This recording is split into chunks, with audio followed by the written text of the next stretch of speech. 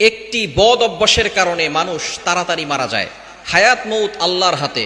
হযরত আলী রাদিয়াল্লাহু তাআলা আনহু তিনি বলেছেন, হায়াত মৌত হচ্ছে আল্লাহর হাতে, তবে কিছু মানুষের কর্মের কারণে মানুষ তাড়াতাড়ি মারা যায় এবং কিছু মানুষের কর্মের কারণে মানুষ তার হায়াত বৃদ্ধি পায়। এই জন্য আমাদের ভালো কাজ করতে হবে, ভালো কাজ করলে মানুষের হায়াত বেড়ে যায়। তবে যেই কাজের কারণে হায়াতটা কমে যায়, হযরত আলী রাদিয়াল্লাহু তাআলা আনহু বলছেন, সেটা হচ্ছে অশ্লীল দৃশ্য বেশি বেশি দেখা, চোখের গুনাহের কাজ করা, গোপন পাপ কাজ করা। এজন্য এই চোখের গুনাহ থেকে আমাদেরকে বাঁচতে হবে।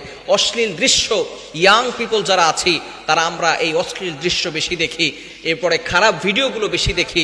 এগুলো দেখার ফলে তাদের জীবন যৌবন সবকিছু নষ্ট হয়ে যায়। এজন্য আসুন আমরা চোখের গুনাহ থেকে বাঁচি। টেক কেয়ার অফ ইউর আইস।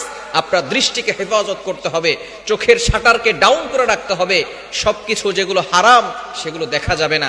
চোখটাকে আপনি ডাউন করে রাখেন, হারাম জিনিস দেখা থেকে দূরে সরে আসেন।